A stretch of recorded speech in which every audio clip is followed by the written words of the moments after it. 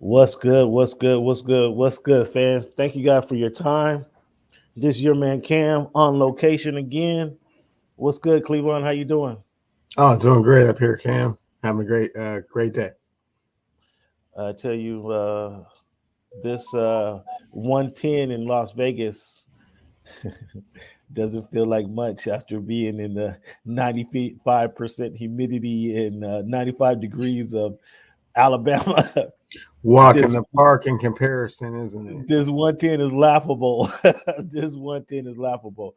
But let's get the show started just like this. Who am I speaking to right now? Cameron. My name Cameron. is Cam Buford. I'm a Dolphin fan.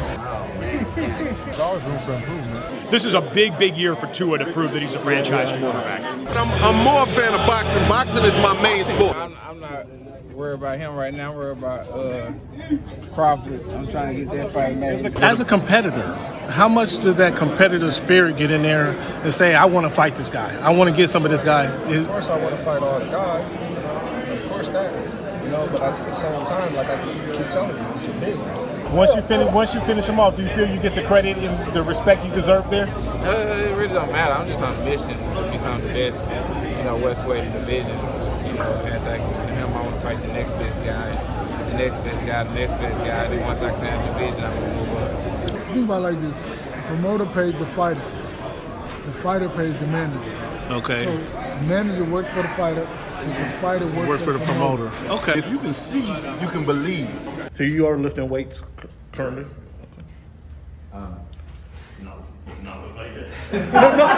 When he said it's easier to score in the NBA versus Europe, did you agree with them? To me, it's easy to score all over the world. Aaron, what has the game of baseball taught you? One of the biggest things is being humble. Can you give a message to the kids to kind of persevere through the false teachings they may be giving? Patience. Okay. Patience. As the show voice of the Oh fan my goodness! continues gracious. to I'm in evolve, tears. Come on, you were adding some spice to it. it is strictly banter back and forth between myself and Cameron Buford. I enjoy all of it. The real ones know what's going on, right? Like you said, Pacific Northwest. So I think it's a big part of my game. And every time I step on the floor, I just want to represent myself. You play this game and you don't not trying to win a championship, then why are you playing for? I'm happy for the Mariners. I'm happy for the Cam. Nobody. Go watch the tape. Go watch the tape, and then you tell me if it was all about just a system. You look like a buffoon. Go do your research. Go do your study. Oh, this guy. That's what's good in sports, man. It's Big Snoop Dogg, man. That's what's good in sport. Hey, man, thanks for making our voice your choice. You know how we do. Yeah. Yes, sir. Yes, sir. Yes, sir. Thank you, fans. Fans, we got some. It's going down. It's going down this weekend. We got Spence. We got Crawford. It is going down this weekend. If you didn't know, Cleveland has been a non-believer in boxing. All the fights we've seen this year, all the fights that we've been watching this year and discussing this year, Cleveland has had no interest in talking about it until what, Cleveland? Until what? Until Errol Spence and Terence Crawford get in the ring. Well, it's going down this weekend. It's going down this weekend, and we're going to get your prediction later on in the show. Okay? We don't want no more. Well, let's wait and see what happens. Oh, is it happening? Didn't it sound? I don't know. We don't know no more of that. It's going down this weekend. We've seen them both in the ring today. Okay, I got the wristband right here, Cleveland. It's going down this weekend, and you got to make a prediction today. You have to make a prediction on the show. I can do that. I'm gonna tell you what I think was going to go down, and I want to hear Cleveland's prediction of what's going on. Cleveland, also something else that happened. A couple of things that happened that kind of stir up the world of sports this week. Saquon Barkley decided to ink the deal. So I guess that running back convention / Zoom call that they had didn't mean much to many people because Saquon, and hours later, Saquon Barkley went to the Giants and said, "Let's sign a deal." So I don't know what really went down in that Zoom call. I can imagine, I could speculate, but I don't know what happened because that encouraged Saquon, or appeared it encouraged Saquon Barkley to sign the deal. Also, the 6'6" versatile quarterback who slings the ball in reminiscence. It gave people eerie memories of that guy in the 305. It gives guys reminiscences of the 305. That long-haired jewel from Oregon now plays quarterback for the Los Angeles Chargers. He inked the deal, Cleveland. He inked the deal, Cleveland, and that makes him the highest paid player ever in the NFL Football League, Cleveland. What you got? I want to get your feedback on that. We're gonna talk about that. I want to get Cleveland feedback on who is now the highest paid quarterback in the NFL, and I want you to tell me now that he's overrated. I want you to tell me now that he's garbage. I want you to tell me today, Cleveland, now that he's a high paid player in the NFL, do you have any confidence in this guy? Cleveland, you're gonna have to talk to the people, Cleveland. You are going to have to talk to the people, and you're going to have to come off your high horse and let the people know what you actually think of this guy. Okay? We're going to get to that. Cleveland, there's a couple of big things.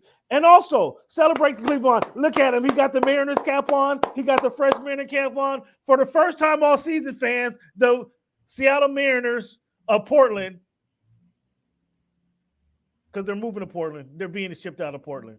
The Seattle Mariners of Portland. I'll be up there to have my petition signed this weekend. I'm gonna present my petition to the mayor of Seattle. I'm gonna present my petition to the fans of Soto District and get those guys shipped out of Portland, out of the Seattle, downtown Seattle, because it took them 100 games before they cracked 500. It took them 100 games, Cleveland, and you got to explain to the people why it took them 100 games to crack 500.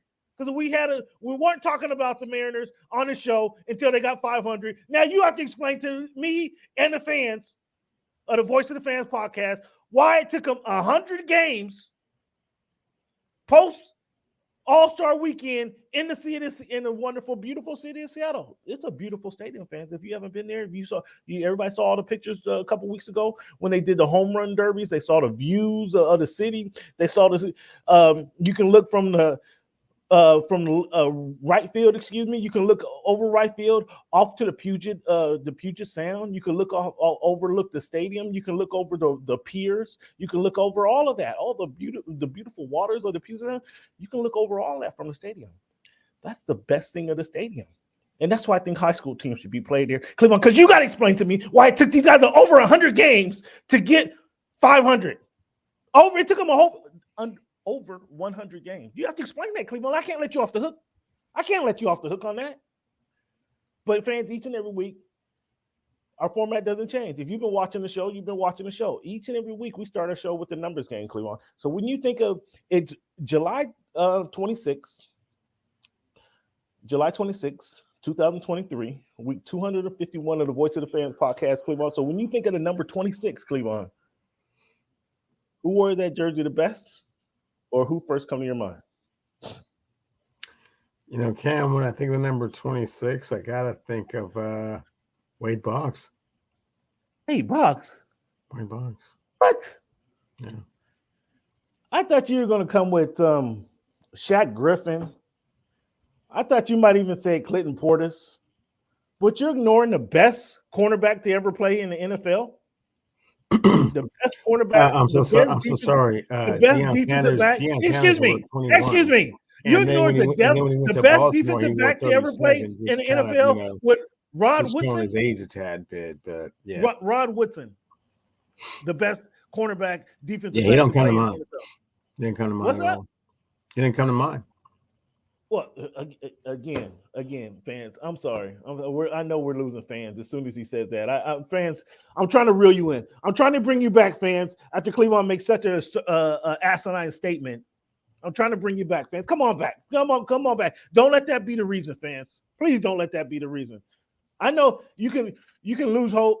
You can lose confidence in what Cleveland has to say once he gives his BS explanation of why Justin Herbert isn't one of the top 3 quarterbacks in the NFL, or why Saquon Barkley decides to sign his contract with the New York Giants, or even why the Mariners took 100 games to get over 500.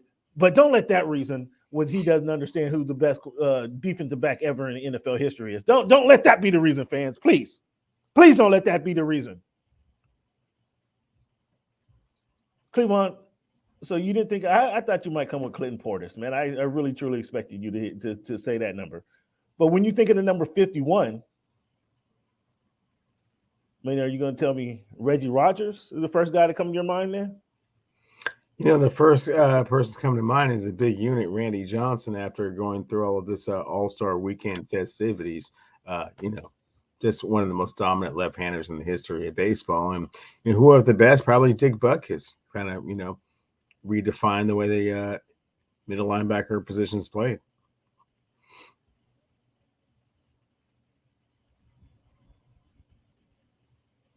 Fans, I guess I couldn't even be mad at you if you checked out the show. If the guy sitting up there in the Pacific Northwest did not mention Ichiro Suzuki as the best player to wear number 51. Did that slip your mind? Oh, because he played for the Mariners and he probably did have a memorable career. Did that slip your mind? He had a very spectacular career, and I don't know if he redefined the way the outfield position is played. Obviously, one of the greatest outfielders to play for the Seattle Mariners. So, for sure, he's in the conversation. Yeah. All right, Cleveland. So, tell me what your thoughts are.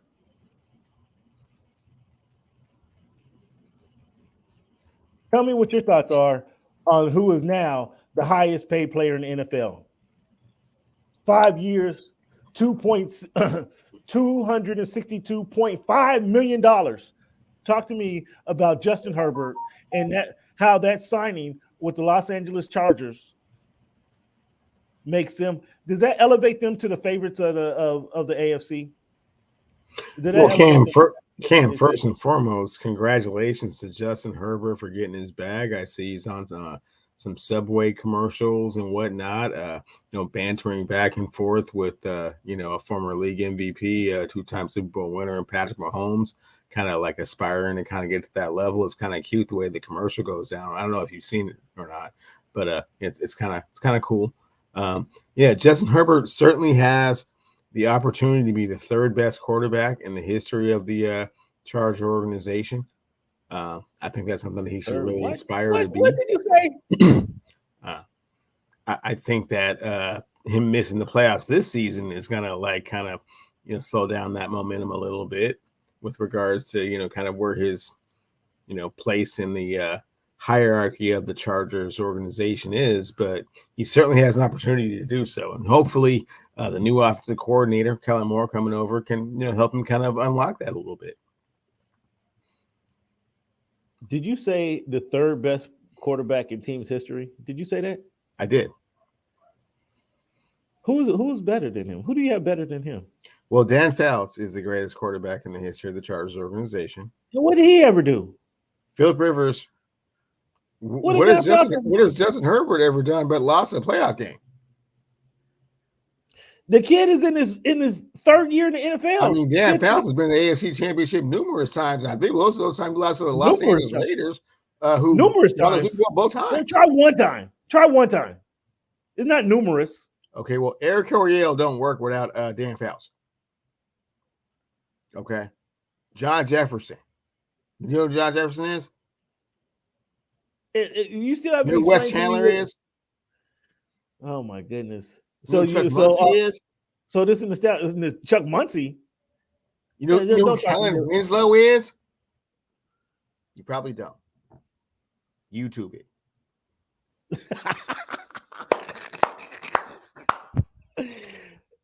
Okay, at this point, Justin Herbert be lucky to have the same career Drew Brees had when he was there. Oh my goodness gracious! Oh my, you said ain't won a playoff game yet. I mean, has he won a playoff game? Cam, has Justin Herbert won a playoff game? Not as we speak. So not at present, he hasn't won a playoff game. Cam, how many playoff games has Justin Herbert played in? Oh my goodness gracious! I had to educate you last week. Because here's why I say this, Cam. Because we take a quarterback that I'm familiar with up here in the 206, a cat named Russell Wilson. Now you want to throw some flowers at Russell Wilson? Given that same 4 seasons, I believe he had played in 19 playoff games by that point. Now you want to throw flowers at Russell Wilson today. You want to throw flowers at Russell Wilson? I'm just giving you a comparison. Comparison. Justin Herbert is not. He's only played in one playoff game. He didn't win it. They're not going to make the playoffs this year, so it's going to look a little suspect after this season when they don't make the playoffs. So it's interesting that you bring up Russell Wilson. Did those playoff games? Did he get to those playoff games because of his play or because of the team? Oh, hey Cam, look, help me out. Help me out. Answer the question. So have the Chargers not gotten to more playoff games because of the play of Justin Herbert? You're avoiding my question. I know this is what you tend to do. This No, I'm not. last week. I'm asking you the same question. I got all kind of texts and emails from the fans last week that you avoided every question that I throw out. But I'm asking you the same question, Cam. And then you try to because of Justin Herbert's ability that they haven't been able to participate in more playoff games? You ignore my question. See, this is what you like to do. You like to ignore my question and try to flip it with a different question. That's not the question I asked you. I asked you a question. I asked you if you threw out Russell Wilson as an example of a quarterback who's won multiple games in his early 4 years. My question to you was, did Russell Wilson won playoff games? My question to you was, did Russell win playoff games because of him? Or because of did the Seahawks win those playoff games because of Russell Wilson, or did they win the playoff game because of the team he was on? Oh, absolutely. I mean, his poise and control, under center was unprecedented, which is why he was able to start in his rookie season, first game. See, Justin Herbert wasn't able to start in the game until you see how twisted medical staff punctured the starting quarterback's lung 25 minutes before the game. That's the only reason Justin Herbert even started.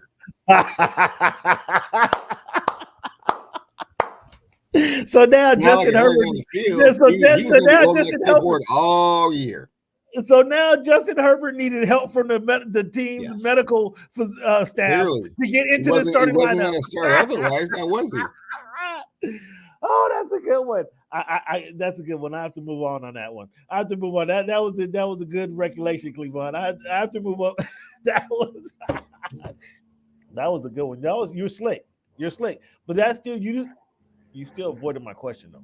But you were slick on that one. You were pretty slick on that one to say that Justin Herbert needed help from the team's medical staff to get into the starting lineup. That was pretty slick. The fan. If I have my sound button, I smack you in the back of the head for that comment, though. I don't have the sound machine, team. I'm playing on location, team. So forgive me. I'm playing on location, fans.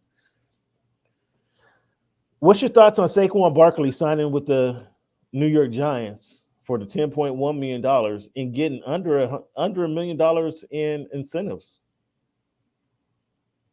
Yeah, take the money while you can. Net present value of cash. What happened to the Zoom call that they were on? What happened to the come together with let's collectively fight this? What happened to that? Yeah, that was a very cool venting session. Clearly, all of the running backs kind of felt the same way and shared a commonality with regards to their thought process. However, there's not a whole lot they can do about it right now, and Saquon said, yeah, I get that. He's, missed, I don't know how many games, the 2 seasons prior to last season. So, yeah, let's go ahead and get as much cheese as we can right now. Let me see if I can pull up this quote that Irsay. I don't know if you heard Irsay's response. Did you see Irsay's response to the running back arguing that they should have a different call to action? Did you hear Irsay's response? I did not hear his immediate response, but it would be interesting given that he's got one of the top 5 running backs in the league at present. Here's what Irsay had to say. In regards to the NFL running back situation, we have negotiated a CBA that took years of effort and hard work to compromise in good faith by both sides to say that a specific player category wants another negotiation after the fact is inappropriate. It's inappropriate, he says. Some agents are selling bad faith. If I had my sound machine, I'd be smacking Irsay in the back of the head. Irsay, shut up. Shut up. You're saying it's in good faith that you negotiated this deal that to hinder the running backs from making a lot of money, and for somebody to argue that is inappropriate, or say what's inappropriate is how you guys are treating the NFL running backs. That's inappropriate. That's inappropriate. Now let's see what happens when your guy is due some money and how you respond then. Will it be inappropriate for then Jonathan Taylor to sit out? Let's see what he have to say then. But that was a slap in the face from Irsay, and that led Josh Jacobs to leave Raiders camp because he's in a situation where he says I'm fed up and I'm not taking it anymore. I'm sitting out. The league's the NFL leading rusher. Guys gained 3. I broke down his accomplishments last week. The guy who's rushed for over 1,000 yards, over 1,100 yards. Excuse me, fans. In his first 3 years in the NFL, and now you want to say with the quarterback who was just Jimmy G was just cleared to play. I mean, there was questions as to who's going to be the team's quarterback because Jimmy G's availability was up in the air. And now we know, okay, if Jimmy G starts week 1, he's on a countdown for how many weeks he's going to play this season. So Josh Jacobs, they're going to miss Josh Jacobs, period. No ifs, ands, or buts. They will miss Josh Jacobs. The Las Vegas Raiders will. Do you agree or disagree? Cam, it seems like the whole league has become beholden to the Mike Shanahan mentality. Plug and play. We have a scheme that we run here, and if you're not going to be the guy, then we'll just find someone else to do that. I mean, it just takes a while for the league to recalibrate itself and realize that running backs are a little bit more unique than that.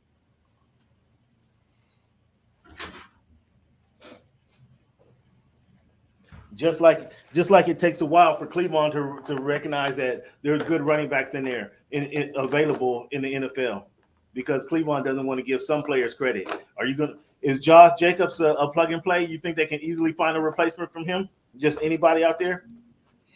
That is exactly what I was saying, Cameron, is that it's not the league has decided that position is a plug and play. I asked you, do you think the Raiders can just find an easy replacement for a guy who's rushed for over 1,100 yards in his first 3 years in the NFL? That was my question to you. And my answer would be no. I don't think so. Oh, okay. Oh, so he does have some special qualities then.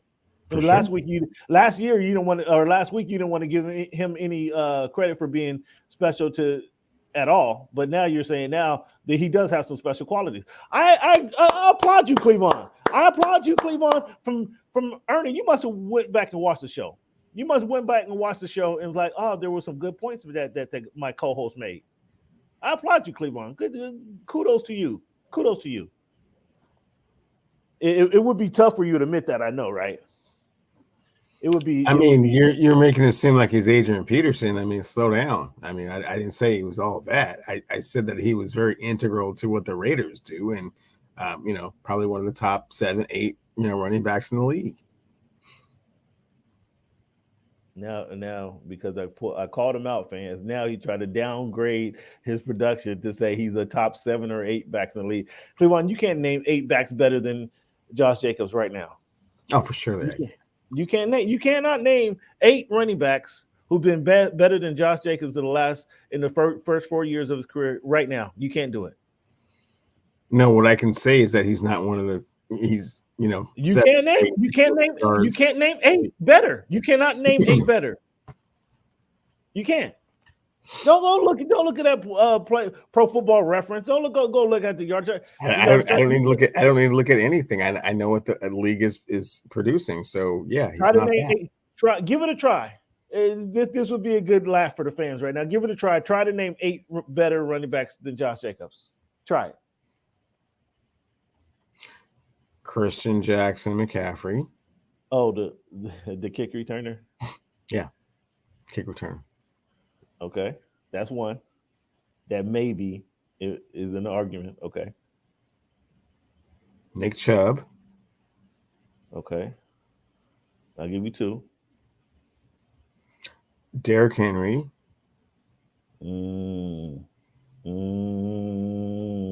Okay. That's questionable. Okay. Derrick Henry's questionable. That list is getting thinned out. This list is getting thin. You're stretching now. Jonathan Taylor. I would disagree with that, but okay. You would disagree with Jonathan Taylor? Yeah. Okay, then there's no need to go on with this list then. Why? Jonathan Taylor is not better than Josh Jacobs. Certainly is better than Josh Jacobs. Okay, let's hear number 4. Or that was number 4. Let's hear what you got number 5. Number 5 as I peruse around the league. Bijan Robinson. Oh, come on. Come on. You hope the Falcons fans hope he's better than Josh Jacobs, but you don't want to go with Bijan? All right. He hasn't carried the ball one time. Tony Pollard. All right. See, fans. I challenge him to name 8 running backs better. Tony Pollard's not better? He can't do it. No, he's not. Who? Tony Pollard in 1 year gained 1,000 yards 1 year, and he went 1,002. Austin Eckler. Oh, stop it. Austin Eckler is not every down back. That's stop it. Oh, woo, Cam, hold up, man. You might get your Charger pass revoked talking like that. I've never claimed he's a. You might get your Charger pass revoked talking like that. Wow. If you go back and listen to the show, Austin Eckler, I've told you, everybody from day one, Austin Eckler is a wonderful scat back. He's a wonderful compliment to a running back like Melvin Gordon. He's a wonderful compliment. He is not an every down back. Austin Eckler will tell you that he's not an every down back. So again, you're at 4 because you named 2 guys who aren't better. Bijan Robinson and Austin Eckler don't count. So keep trying. Okay, Travis Etienne. Man, see, this is what I'm talking about, fans. My point is proven. Is Dalvin Cook better? Well, he is, but he's okay. So we're at 5. We're at 5 already. He's already at 6. So I just got one more to name. Is that what you're saying? See how quickly that happened? No, you named 4. We're at 5. You named 5 already. We're at 5 off the top of my head. I haven't really even gotten into the research of it all. It's 5 off the top of my head, though. Okay, you got 3 to go. Is Alvin Kamara better? Ooh. Okay, I'm not giving you Bijan Robinson. Dude's already at 7.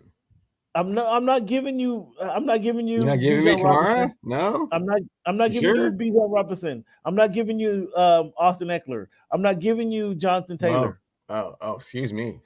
So you're not giving me Jonathan Taylor or Austin Eckler or Bijan. No, absolutely not. Bijan didn't carry the ball one yard. Okay. Do you recall Josh Jacobs being really durable other than last year when he was playing for the contract? I recall Josh Jacobs gaining 1,000 yards, over 1,100 yards in 3 of his first 4 years in the NFL. And last year he led the league in rushing. That's what I recall. Okay, well, he's not going to lead the league in rushing this year. Okay, no. He did it last year. He's a really good running back. Again, you're having trouble. You're at 4 or 5 players better than him. And I asked you to name. You said he's 7 or 8. I said name 8. What about your dude Najee Harris? How you feel about him? Oh, come on. His production hasn't showed, whether I like him or not, his production hasn't showed that he's a better running back. So you've turned your back on him. Okay. No, I have to be honest. I have to speak honestly. Well, no, we have a comparison right here. Josh Jacobs or Najee. Josh Jacobs had more production, so I got to go with Josh. Okay. Isaiah Pacheco. Oh, come on. See. Okay, enough said, fans. I think my point is proven. Who would you rather have, Isaiah Pacheco right now or Josh Jacobs? Josh Jacobs. Pacheco, did he gain 1,000 yards? He probably gained 600 yards. I'm pretty sure he gained 1,000 yards. No. He probably gained 1,000. You can't those playoff rushes. I'm pretty sure he got there. No, just playoff. See how you try to be slick. When in the NFL has anybody counted playoff production? They don't. Playoff production doesn't count. We're talking about better running backs in the league, in the NFL is what we're talking about. Right, and Pacheco is not one of them. He's not better than He's not better than Josh Jacobs. Come on, stop it. Cleveland, you ought to be ashamed of yourself. Okay, Aaron Jones up there in Green Bay. Ooh, there's a good call there. Pacheco gained 830 yards. So 830 before the playoffs. Okay. That's not 1,000 yards. It's not. Okay, it's not. Josh Jacobs. It is 170 yards short more than that until he went to the playoffs and rushed for the extra 260, and then it surpasses that. So as you can see, Cam, Josh is not like, ooh, we just got to have him. Would be nice to have him. Yeah. Well, it would be nice to have him. But, let's see the way you're talking about him is way too glamorous for what he actually does. Let's see how what the Raiders are saying by week 2 or 3. If he would be nice to have, or do we need him? Let's see if that. Let's see if they don't find Latavius Murray out there or something like that. Hope they don't do that. Oh boy, this is this guy, Latavius Murray. You want to put Latavius Murray in a higher position? I was just giving an example of somebody that is an adequate replacement that gets them a strong running game, and all of a sudden Josh Jacobs' value is a little compromised. Speaking of compromise, the Washington Commanders, Washington football team, whatever their name is, those guys over there, WTF Commanders, but yeah, go ahead. They are of all people, Josh Harris, who owns half the Eastern Seaboard, and Magic Johnson into the group that is led by Josh Harris and Magic Johnson. Do they need to rebrand the team? Would you, if you was a part of that conglomerate, would you suggest rebrand the team with new name, new colors, and all that? Not new colors, new name though, for sure. A new logo. Yeah, Commanders is way corny. Yeah, it's true enough. True enough. But props to those guys. Do we see a change in ownership? Like, does that happen right away? Do we see a change in ownership? What do you mean? I mean, excuse me. Do we see a change with new ownership? Do we see a change in the development of the team right away? No. Mm-hmm. So, just want to point out something, fans. And Justin Herbert first in his. Right now, since he's been in the game, he's passed for over 14,000 yards. That's ranked number 1 in the NFL. He's passed for 94 yards. Or 94 TDs. That ranks number 2nd in the NFL. Just as we get away from Justin Herbert and Cleveland talks about what he can do, that's what he's done. Okay, that's what he has done. Lead the league in yards and is number 2 in TDs, touchdown thrown. Hey Cam, while you're statting us to death. Hey Cam, while you're statting us to death. How many playoff games has he won in that same period of time? Playoff wins is a team stat, Cleveland. I tried to explain this to you last week. That's a team stat. It is a team stat that typically is accomplished by individual greatness at the quarterback position. I mean, ask Joe Burrow, ask Josh Allen, ask Russell Wilson, ask some Aaron Rodgers, ask some of these other elite, ask Mr. Lawrence over there in Jacksonville. Ask some of those other quarterbacks. Ask Ryan Tannehill. Ask some of the other quarterbacks that have won a playoff game. He still doesn't get it. Football is the ultimate. Football is the ultimate. I just named you 7 quarterbacks that have won a playoff game. He's never done that. Football is as much money as you like, man. Roll the Brinks truck up to the house and drop it off, man. Leave the keys in the dashboard. So what? Win a playoff game. He brings up Russell Wilson again. I will ask the same question that we never got an answer to 15 minutes ago. Okay. Did Russell Wilson, his playoff wins in his first 4 years of the NFL, were those because of Russell Wilson, or were they Lamar because Jackson of got playoff wins too? I'm sorry. I'm so sorry. I'm missing all kinds of AFC quarterbacks out here. Excuse me, fans. It just came to my mind. He won't answer the question as if Russell Wilson's wins. I mentioned Joe Burrow won a playoff game, several. See? See, he wants to ignore the Russell Wilson point, which is What's your point? I think it's key, but he refuses to answer the question. It's a key point in this conversation. What is your point, man? Did Russell Wilson win playoff games because of him or because of the team he was playing with? Yes, playoff games were won because of him, his leadership, his poise, his ability to run the offense, game manage. Fans, he don't even want to be honest right now. He don't really want to be honest. I just had to bring up that point to you. Those couple of stats again. So unfortunately for the Buffalo Bills, running back Nyheim Hines looks like he's going to miss a season from being hit by a jet ski, like friendly fire by another jet ski that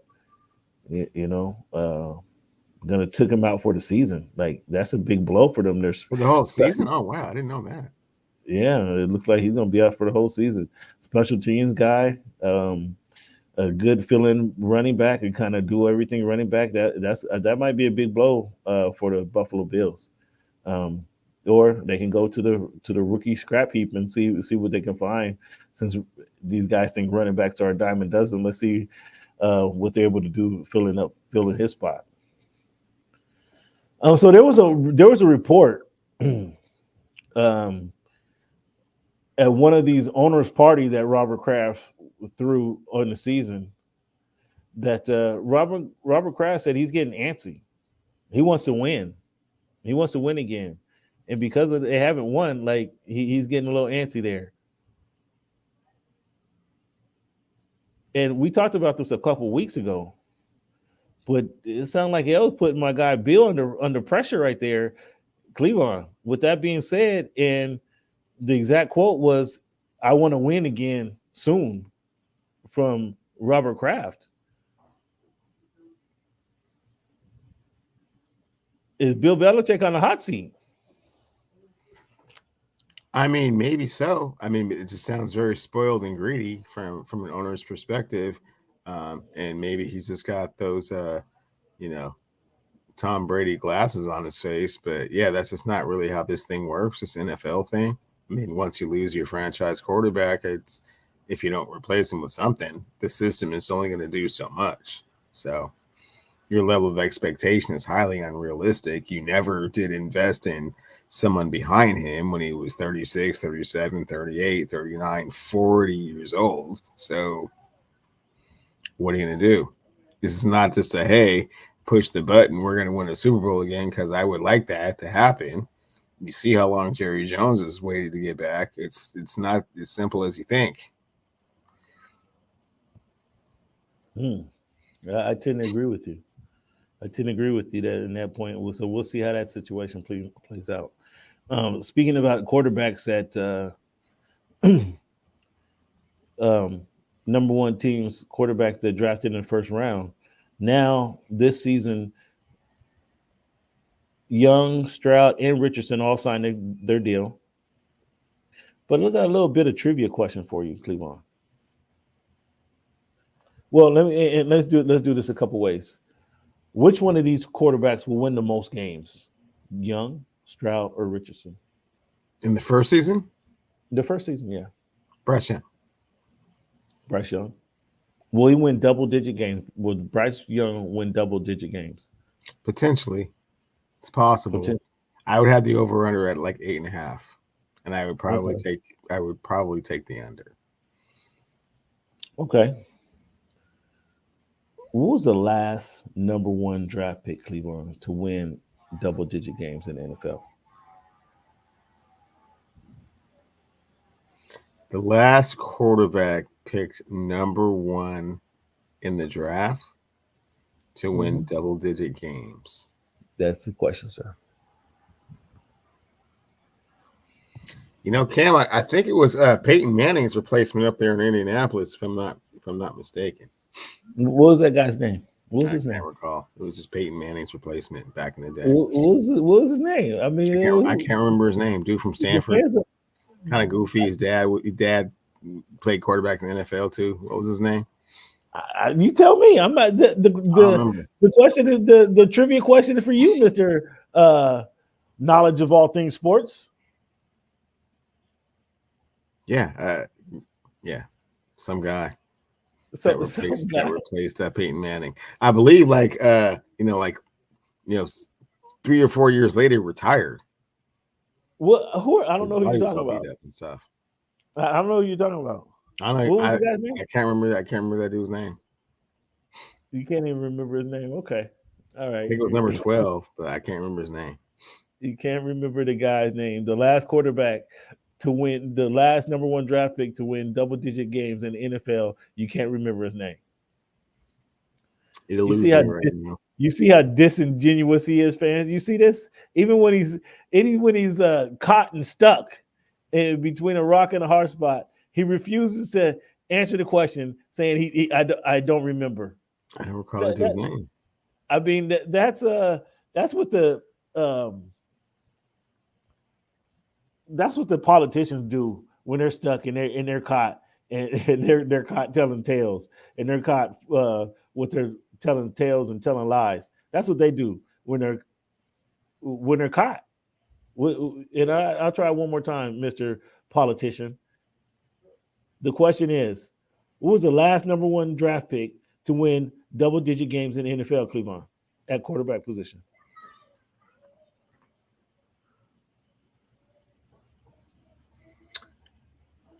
I'm gonna say Drew Bledsoe up in New England. Oh, see how he was number 1 quarterback. No, the last one, the last one to do so, the last guy, and that Drew Bledsoe was not the last guy. Okay. I don't know that he won 10 games as a rookie. Yeah, I'm drawing a blank. Okay, okay. Let me help you out. His name was Andrew Luck. Right. Yeah. Right. Yeah. Right. Stepped in for Peyton and stuff. Right. That's why they moved on from Peyton, because of Andrew Luck. That's right. Forgot about that. Cleveland. Is it fair or foul that the Tennessee Titans are wearing the Oilers uniform as throwbacks? Fair. You think it's fair? That's 100% foul. Absolutely. That's 100% foul. OKC Thunder cannot wear Seattle Sonics uniforms. Talking about his throwback. They can't do it. That's 100% foul. The Baltimore Ravens cannot wear Cleveland Browns uniforms. Talking that's about a good point. That's our throwbacks. That's legit. That's a legit point for sure. That's 100% foul. 100% foul. The Houston Oilers, no. The Houston has a football team now. They sure do. That's not. No, you have to. You're right. That's valid. That's valid. But it seems like I've seen the Los Angeles Chargers wear the powder blue a couple of times. They're not in San Diego. But there's not a team in San Diego. It's not like there's a team in San Diego. You know, there's a team. There's a team in Houston. But are the Texans going to wear the throwback in the Houston colors? Because that's more Adams understandable. Team, that's more understandable. The Texans wearing the throwback Houston teams throwback jerseys than the Tennessee franchise Titans. Has nothing to do. It has nothing to do with the previous. They're in the city. They're in the city. They were there years before. Everybody knows Houston. Everybody around the world of sports know that the Houston Oilers and those powder blues. I mean, the Las Vegas Raiders wear, black. Again, they're gonna wear Oakland. They're gonna wear Oakland or Los Angeles jerseys. I mean, what are they gonna put on? They really don't have to change the jersey. They don't change the lettering. But no, the Baltimore Ravens would not wear Cleveland Browns throwback jerseys. Talking about we're throwback. No, that you can't do that. That's good. That's completely foul. If anything, you wear the Titans jerseys with Steve McNair. You wear those throwback jerseys. It's a slippery slope, right? I mean, it's no slippery slope. You don't do it. It's not even. You don't do it, man. You don't. That's a slap in the face. It would be a slap in the face if the Houston team did not have a football team. That'd be a slap in the face. Again, OKC cannot put on a Seattle Sonics, even those ugly ones that the ugly uniforms in the 90s, which were absolutely hideous. They can't even wear those. It's not the same ownership that brought the team from Seattle to OKC. It's not like the original owner. I mean, the Adams are like the foundation of the NFL. So what? They're one of the original. They're one of the original AFL teams. Yeah, that's reserved for Houston. Houston could do that, not the Tennessee Titans. The same family owns the team. It's ownership. Boo. That's foul. That's foul. Kinda. So John Ross said he's done. Say he's done. Was John Ross a bust in the NFL? Yes. Fair enough. I didn't go any further than that. So we have another NFL receiver, attention seeker, claiming he's going to retire in NFL earlier this week when Odell Beckham says this might be it for him. I'm going to give it my all this season, but this might be it. Is he just begging for more attention, or do you believe this has some merit? No, I believe it has some merit. He's not. I think he understands he's not nearly as fast as he was 7 years ago, and all of the mercurial things that he was able to do, he physically cannot do anymore. And whatever he's able to contribute, he's probably have to give everything that he has to do that at a high level. And I don't think multiple seasons are in his future, and neither does he apparently. So then that's a big letdown for your man who you mentioned earlier is Lamar Jackson. If you're not getting not a big letdown. I'm not quite sure what they were expecting from Odell, but multiple years of productivity at the wide receiver position. Nah, man, get it in this year. We'll think about next year.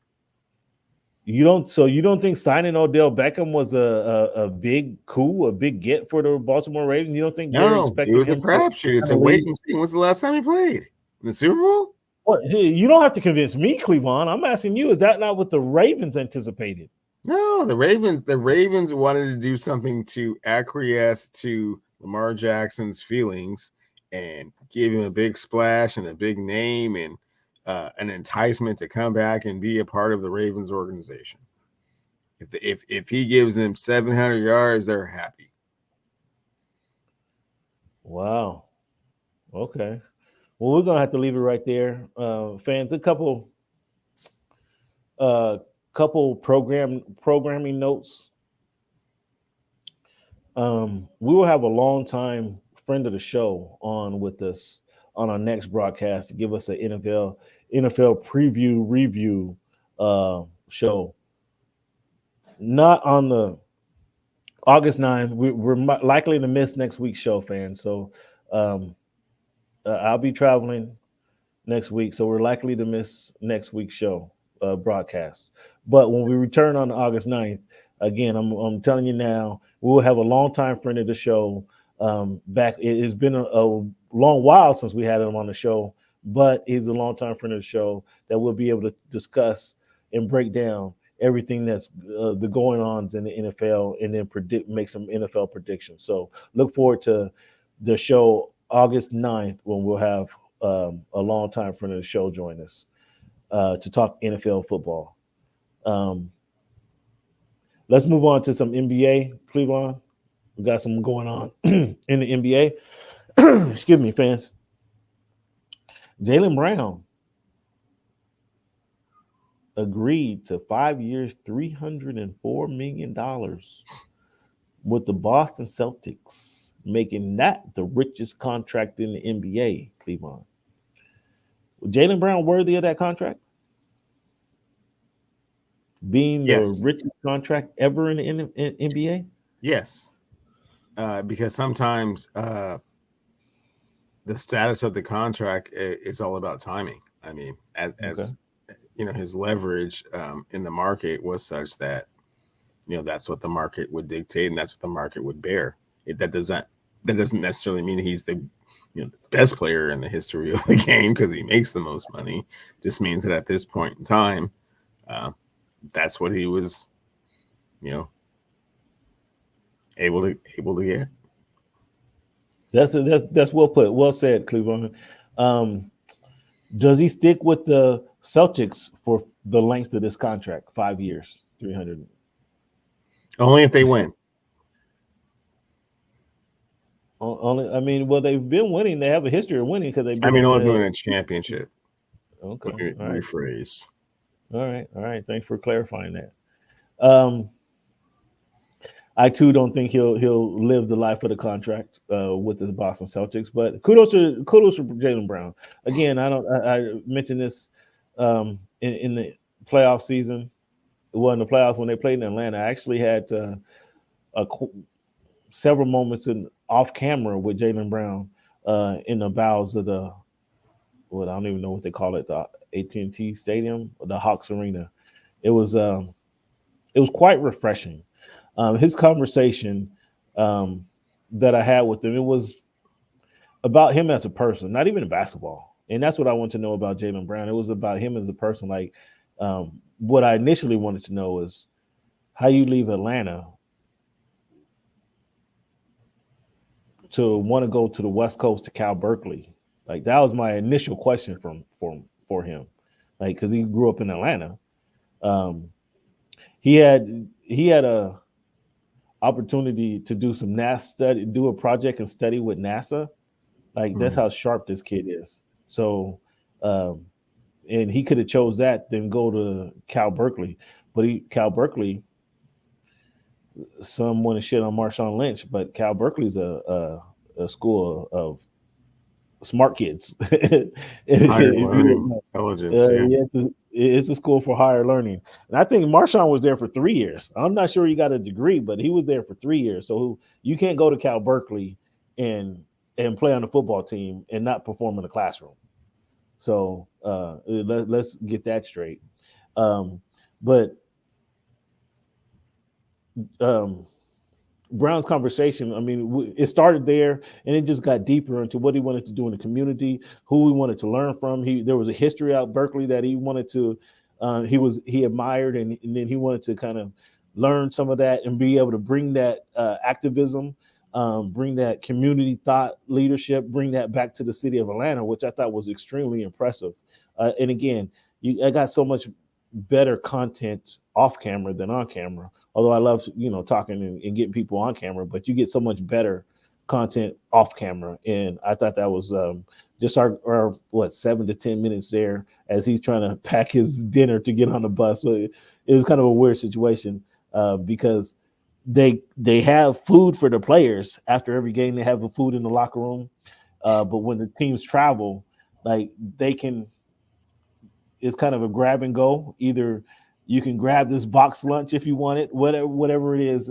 I don't know the restaurants in Atlanta, so I don't know. I can't call out the restaurant it was, but he was grabbing and going his food, and I caught him kind of at the hot stove where he was grabbing the food, and we chatted for a minute. He was real cool and laid back. We chatted, and so it was a pretty dope moment. But he's a really cool dude. I just don't know it's going to be a long-term fit for the Celtics. Like, I don't expect them to win the championship in the next 2 to 3 years. So with that being said, I think there's going to probably be some moves made with that team. Speaking of moves being made, Cleveland, in the NBA approves the sale of Michael Jordan's Hornets. Now, this is all kind of rumors of why Michael Jordan had to sell the team that I'm not buying. I'm not buying Michael Jordan was forced to sell the team because he's going broke. I'm not buying that at all. I'm not buying that one iota. And I just had to mention it because it's a rumor out there. But by him selling the team, the league has zero minority owners in the league. What is more impactful to you, Cleveland?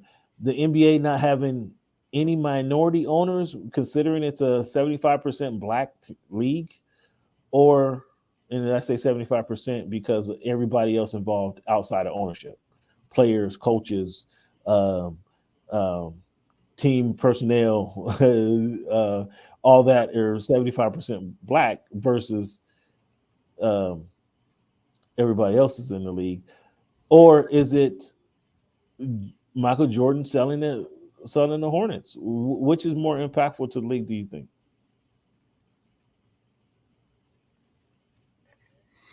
What is more impactful, Michael Jordan?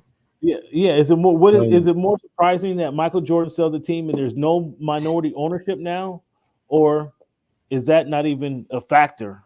And the surprising piece is, camera. Is the surprising piece is that there's just no minority ownership, or Jordan having to sell the team. Which is a more surprising factor to you? I think it's more surprising that Jordan decided to sell the team. I thought that he was one of those guys that would always kind of want to have his stake in the NBA, and being the only minority, NBA owner, hopefully, figuring that they wouldn't be forever before there was others, but to this point, there hasn't been any. So I think that would be more significant. Yeah, that was kind of that. Yeah, I'm surprised that there hasn't been more to follow in his footsteps as far as being ownership of the team to this point, and so that's surprising to me. And it's also surprising that he sold his minority. Well, I mean, yeah, and I mean, if we're talking about majority ownership, I mean, Alex Rodriguez has got a piece of the Timberwolves. I mean, you can kind of throw some other. We're talking about minority ownership was what I point out. So I'm surprised that there's no minority ownership of the team. There's other people that have pieces of the team, but to be the head guy, the lead guy, I'm surprised that Jordan gave that up. And I'm surprised there hasn't been more to follow in his footsteps. Like that's even more so intriguing that him stepping into that role didn't open the door for other minority owners. That's kind of intriguing to me. I mean, I think that the disappointing part is that there's not been anyone capable of stepping into those shoes and into those rooms. I think that's kind of more of the story than just Jordan being the only owner. That there really hasn't been anyone that's capable of doing that. Fair enough. The Phoenix Suns trade Cameron Payne to the Spurs. Backup point guard. Did that move the needle for the Spurs? No. I mean, a little bit, yeah. I mean, it gives them an opportunity to kind of have someone that's, got a little bit, I don't want to say even veteran leadership. I mean, I think he's going to be shell-shocked not being in Phoenix. He's played his whole career there and, been playing with Chris Paul for the last couple of years and all that. He's been in OKC. He played in OKC behind Russell for a minute. That's true. So he has. That's a good point. He's played behind some people, and now it's his, I guess, chance to be the guy. I don't know. He gives him a little bit more stability at that position, but I don't think he moves the needle necessarily. The needle will be moved by Vic and what he can do and how quickly he can assimilate to the NBA. But with an experienced point guard, that's good. He'll be able to help him assimilate into the NBA. Sure. Considering he picked up a few more talents, a few more a few things that he can add to his skill set to take to San Antonio with him. I think he'll be able to help Vic assimilate into the league. That's what I would anticipate. What's your thoughts on NBA 2K making Kobe Bryant the cover of their game this year? I know you're not a huge gamer, but just real quick, what's your thoughts on NBA 2K using Kobe Bryant as a cover figure for their 2024 game? Very cool. Obviously, there's some number simulation going on there, 24 and 24. So it makes a lot of sense, and it's a cool tribute. I mean, I hope Vanessa and the girls are being compensated as such. Or I wonder if Vanessa and the girls are being compensated, or is it because he's still part of the NBA that they have all the rights to use his name, image, and likeness for the game. That's I just find that kind of eerie in a sense. Like it's kind of if they're not being compensated and they're just trying to throw it out for a symmetric standpoint, and hey, it's 24, let's use Kobe. Like I think that's kind of shady. I think that me personally, and I know I played more games NBA 2K than you have, but I think that's kind of shady. And unless if the girls are being compensated, I mean, there's nothing, kudos to them. But if they're not, and they're just using the EA Sports is able to use his name, image, and likeness just because they're in contract with the NBA, I think that's kind of shady that they're doing that. In my opinion. The USA Select has named their select team. I'm gonna run these guys by you and let you tell me what you think about this USA Select team. They have Cade Cunningham, Peyton Pritchard, Langston Galloway, Quentin Grimes, Chet Holmgren, John Jennings, Herb Jones, Trey Murphy, Keegan Murray, Jalen Williams, Jalen Duran, Nas Reed, Eric Mika. This is the USA Select team. The Select team is the team that will be kind of warming up, if you will, the FIBA team. They'll be kind of giving them a good run. What's your thoughts on this team here?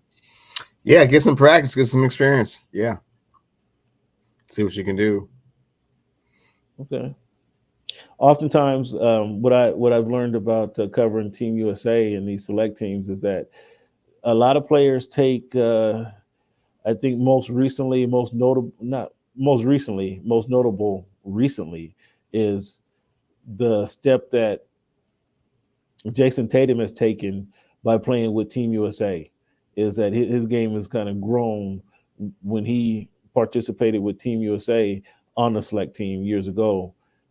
He's been most notable, but De'Aaron Fox's game has also grown by playing on Team USA. There's a couple guys who hasn't grown, and that'd be the center of in New York. Geez, why am I having a brain fart?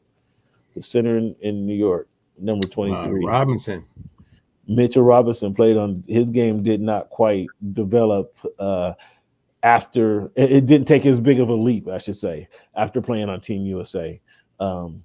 But that's there's a good example. There's a not so good example of guys who've taken that opportunity just to get better, because obviously there's going to be better coaching. I mean, and that Team USA had Pop on it. That team had coaching their team. That team had Steve Kerr coaching the team. That team had Mike Krzyzewski coaching that team. So there was a lot of well-known coaches that you can learn from, that have the wealth of NBA, that have the wealth of basketball knowledge that you can soak up. And then there's also the players that they can learn from, because they spend 2 weeks with the players, and obviously iron sharpen iron. So there was an opportunity for each of these guys to get better. So I'm intrigued. I'm often intrigued by those who play in that scenario and get a chance to grow in that in that situation. Your thoughts there? Yeah, that's exactly what I'm saying. I mean, it's not the cream of the crop, but it's a lot of players that, a few intriguing names on there. Maybe they can kind of take this as an opportunity to get to that next level, like you're referring to. I think from that list that you gave us, Cade and Chet probably have the most opportunity to take that next step. Cade hasn't had an opportunity to be healthy, and so sorry, neither has Chet to this point, but I think that they would probably be the most impactful kind of coming out of this. Okay. Cleveland, let's take a quick break, man, before we wrap up before we get to the final segment of the show, Cleveland, where you're going to have to give us a prediction on this fight coming up. We want to hear you've been turning your nose up at the sport of boxing for over 2 years now. It's time for you to you're gonna have to give Broxton their props for having good fights here recently. And you're gonna have to give Broxton their props for, because we're seeing a fight that you specifically, a novice boxing fan, has been calling for, and now you're gonna get that fight that you've been calling for, and now we want to make sure that you're tuned into this fight. So it's gonna be, we want to know how you're tuning into the fight, where you're tuning, what's your fight plans, and we want to know all of that, Cleveland. And then you're gonna have to explain to us about these Mariners, why it takes over 100 games for these Mariners to get over 500. You're gonna have your Mariner minute against fans. If you don't know, fans, there was an edict put down that we cannot talk about a team until the Mariners until they're under 500, because there's going to be a petition going around the city of Seattle to have them become the Seattle Mariners of Portland here pretty soon, because they should be shipped to Portland and play in a high school stadium down there, maybe in Vancouver, so they don't go into the heart of Portland, maybe just Vancouver, Oregon, close enough for some fans to travel the 2-hour drive to Portland. But that's what should happen to these guys, because it takes them over 100 games. The season's only 162 games, so it took them 2/3 of the season before they can get over 500. Fans, Cleveland's going to have to explain that. Cleveland's going to have to explain that. I'm not letting him off the hook. And he's not dancing around like a politician anymore. He's going to have to explain this reasoning. He's going to have to explain it.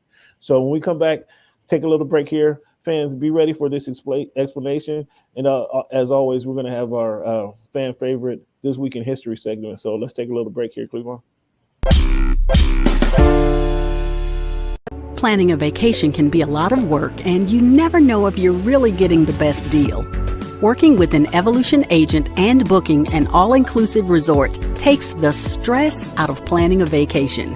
Where else can you stay in high-end accommodations, eat at your choice of restaurants, and have fun, all covered under one cost? With an all-inclusive vacation, you can relax and have fun without worrying about the bill. And when it comes time to find your perfect all-inclusive, your Evolution agent is ready to help. Do you want a family resort with fun for all ages? Or an adults-only getaway for any type of couple? Your Evolution agent knows the best places to go, the best time of year, and what to really expect. Call your Evolution agent and let them do the planning for you. So all you have to do is relax and enjoy a stress-free prepaid vacation. Call today. They have access to timely specials that will end soon.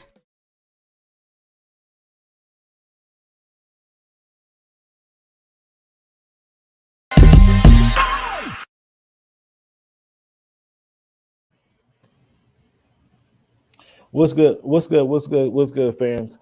There you go. You have it from our sponsor, Evolution Travel. If you want to make some travel arrangements, if you want to plan to go see your favorite team, whether it be the Dallas Cowboys, whether it be the Seattle Seahawks, whether it be the Miami Dolphins, the New York Jets, if you want to see your team play in the NFL, go ahead and make your travel arrangements and hit us up at Evolution Travel if you want to make those travel arrangements to go see your teams, or you want to go to see a concert, you want to go take a cruise, you want to take a train ride through the mountains of Oregon. We got all that in store for you. So fans, if you want to go on an excursion, take your wife, take your significant other, take your kids on a learning expedition, we got several trips in mind that we can plan for you guys. So give us a ring at Evolution Travel. Scan that barcode. We'll play that barcode again before the end of the show. Scan that barcode when you get opportunity and hit us up, and let's make your travel dreams happen. Cleveland, resident This Week in History, man, fan favorite segment. Resident Joseph Jenkins Robinson, known as the father of Liberia, helped Liberia win its independence in 1847 and became the country's first president, July 26, 1847. July 26, 1964, Cleveland, blacks and whites riot over racial segregation in St. Augustine, Florida. That's, again, 1984. There was race riots even before civil rights movement. There was race riots down there. And this comes years after situations like Rosewood, situations like the Tulsa, Oklahoma city bombing, years not Tulsa, Oklahoma, the Black Wall Street was bombed and torpedoed. Years before, they dropped bombs on the all black home in Philadelphia. Literally dropped bombs. The state government did. This was years before that. In July 1967, the first Black Power conference was held in Newark, New Jersey, with over 1,000 people in attendance. July 28, 1978, Supreme Court declared affirmative action constitution is invalid, and the use of racial quotas. Bakke claimed reverse discrimination because affirmative action, if you guys didn't know, was to allow, for years, Black people have been held out of education, held out of banking loans, held out of housing rights. And Bakke wanted to go to school, and because they had racial quotas, he said it was reverse discrimination.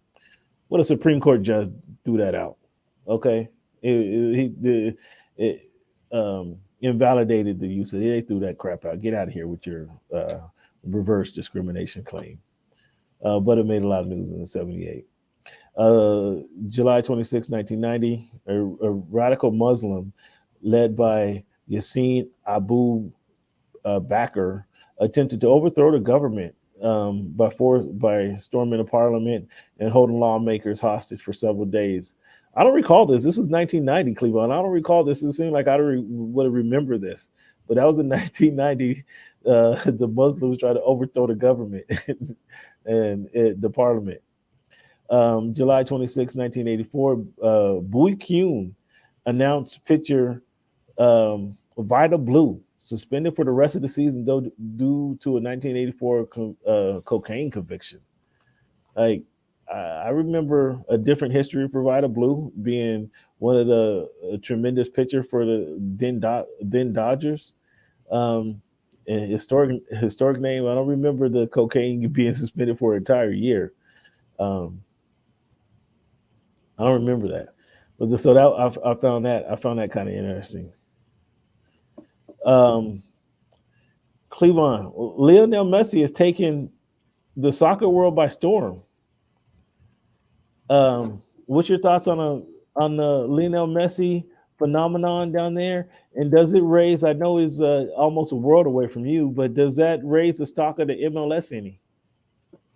Yeah, and let's be clear, Cam. He's taking the MLS soccer world by storm. He hasn't taken the soccer world by storm. They all already knew who Lionel Messi was, so we're just getting a firsthand glimpse of his greatness. We'll see if it translates into a cup, and if so, then yeah, he's that dude. What is? I guess this, to your point, this might be a bigger story in the world of soccer. Kylian Mbappe being offered $776 million to play for the Saudi team. He has since denied that he's not interested in joining their squad. But $776 million, Cleveland, what's going to keep you from signing that contract, big guy? Come on. There's nothing. Come on, I mean, there's just too much hypocrisy if you say it's your principles, because that's not really a real thing, and certainly not when it's twice as much. And your people have not been persecuted by these people that are giving you this money. So, yeah. I mean, $776 million, Cleveland. I'd be on the first thing smoking, bro. And we can argue about everything else later. Once I'm in my Travestine floor. Yeah, these next 5 years are going to go splendidly, no matter what. Yeah. We can argue about anything you want to after they have to helicopter to my island. we can talk about everything you want to talk about, argue about it. I'll hear you out, but after I sign this contract. But that was just for 1 year, man. $776 million, just unbelievable. Cleveland, what happens? We saw that with the Live Tour and versus the PGA, that they eventually were forced the PGA to kind of merge and accept them. They were trying to keep them at arm's length as long as they could, but eventually they just had to merge. Cleveland. What happens when these Saudis start offering? They buy the big three, and then say, "Okay, we want to compete with the NBA, and we're going to pay all the players that you don't, the NBA rejects, or we're going to offer some of these guys ridiculous contracts to come play with the compete against the NBA." What happens then? It's a conflict because you're using capitalism against capitalists, and at a level that traditional capitalists can't compete at. So it could potentially be a problem. Yeah, it could be a huge problem, Cleveland. The Orioles, they take 3 over 4 over the Rays over the weekend. Do you believe in the Baltimore Orioles? A little bit. They've been consistently very strong in a very tough division, and they've managed to stay on top. So that's not an easy thing to do with Tampa Bay and Boston and New York and Toronto in your division. You have to play them all the time. So, yeah, that's an accomplishment. And Cleveland, I'm gonna ask you this question. Most fans, if you follow the show, you should know how I feel about this situation. More asking this question just in jest, but it's a question I have to ask. I asked you this of my guy Aaron Judge. I don't know if you know it or not. Me and my guy Aaron Judge, we're tight. Mm-hmm. I asked you this question of Aaron Judge a few weeks ago. I'm gonna ask you the same question of Bryce Harper. Should Bryce Harper be taking it easy on the field? In the field, I mean, we saw him dive playing first base. After coming back from injury, dive over the railing and then hit his head and neck on the net to fall. He did catch the foul ball, but that foul ball, I mean, it's a foul ball. That it would have just been a foul ball. Then he comes back, and later in that same game, the guy hits he hit it to right field, and Harper goes from first base to home. Like, is he doing too much out there? If you just want to be a designated hitter, then the price point for that is far less than if you're in the outfield doing other things. So if you just want to come up to bat every 4 times, then say that.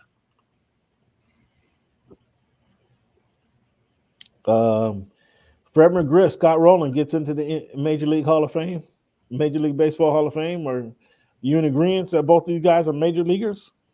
Oh boy, Hall of Famer, and the toughest one to get into. Fred McGriff. I mean, the crime dog. I would say they're both on the fence, man, for real. The crime dog. I mean, the best thing about him is he played. Every other game was on TNT or TBS, right? But I mean, his big seasons are with Toronto, right? So I mean, he had some good seasons with the Braves, but I mean, and a few seasons with the Padres, but I don't know. I would say fringe at best. Yeah, but he gets in. He gets in, man. I want to ask you this last week, but we didn't get to it. Should there be a Legends home run derby? Like, they stopped playing the Legends game, right? They play the Legends softball game still. They moved the fences in 100 feet, it seems like. But should there be a Legends home run derby? No. Like with each player, I wasn't mad at the ruling. Now they have them hit. They give them 3 minutes and see how many homers you can hit. But I wasn't mad at they each get 3 outs. I wasn't mad at that logic.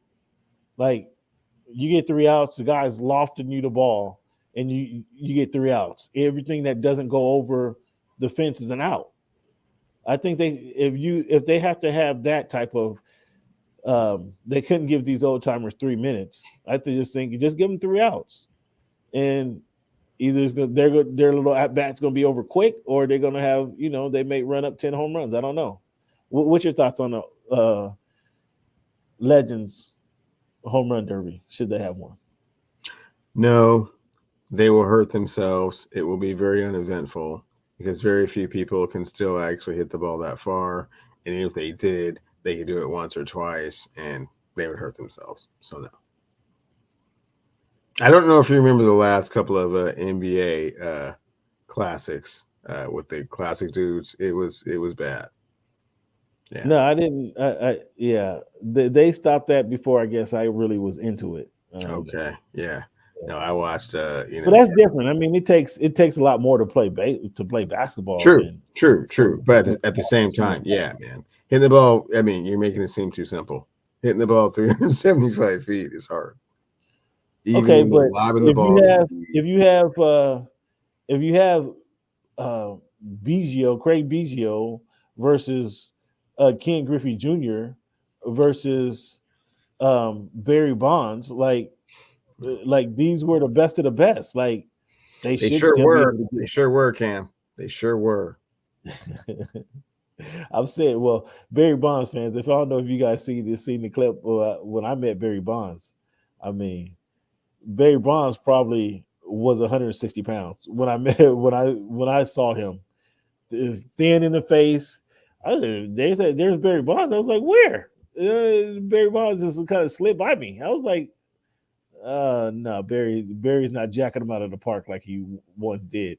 He certainly looked closer to the Pittsburgh Barry Bonds than the San Francisco Giant Barry Bonds when I saw him. Cleveland, the Angels have announced, again, you try to debate me last week and try to make me feel like I was silly, like I didn't know baseball. I didn't know what locker room communication was like. You try to make it seem like I didn't understand sports or let alone the world of baseball. The Angels have said, we're not trading Shohei Ohtani. He's not on the market. Stop calling me. We're not doing it. We're riding it out. We're going to sign him in the offseason, and we're going to win World Series in the next 2 to 3 seasons. Now, they didn't go that far. But they're saying, we're going to be winners here. We're sticking with Shohei. What's your thoughts on the Angels sticking with Shohei? Foolish. They were losing for nothing. They've never made the playoffs with him. By your own indication, he should win his second MVP this year. It will count for nothing. The Seattle Mariners actually have a better record than the Shohei Ohtani-led Los Angeles Angels of Anaheim. They're not going to make the playoffs this year, and that's unfortunate because at the end of the season, that pride will get in the way of making your team better, ultimately. Did you just say the Seattle Mariners have a better record than the Angels? Yes, I did say that. I gotta look that up. I'm not so sure about that one. So, since you brought up those scrubby Mariners, Cleveland, why don't you explain to the people? In fact, so the Angels just showed that I was right. I was right in my assessment. They showed I was correct in my assessment that there's no reason to trade the most electrifying player in baseball history. You don't trade that guy. You don't want to get rid of that guy. You don't do it. You keep him on your team, and you make it a home, and you make him. You don't make him stay with you, but you show that there's a reason you stick with us. You can't just give up on that guy. You can't just give up on the guy. No, they're not giving up on him. He's giving up on them. Which is why. No, that's not true at all. The guys out there have the ERA of under 2 points. I think that's great, and that shows that he's a tremendous talent. However, that has nothing to do with him staying with the Los Angeles Angels of Anaheim after this season's over, which he's not going to do. The Mariners do not have a better record, fans, for clarification. The Los Angeles Angels of Anaheim are 52-49, while the Mariners have lost 50 games. They're 52-50. Okay. I'm so sorry. So the Angels at present, I'm not sure if they're playing right now, but they're half a game better. I mean, you just said the fans. Excuse me. So sorry. Fans. I am so sorry. I was wrong by a half a game with the league MVP on that other team. And the you was wrong. You was wrong. You talked about like some redheaded stepchildren. You were wrong, Cleveland. I was by half a game. Fans, excuse me. Sometimes my precision is just a tad bit off by like a half a game. And that's what we have to. I have to reel you in. I have to correct you. I know when I'm a half a game off.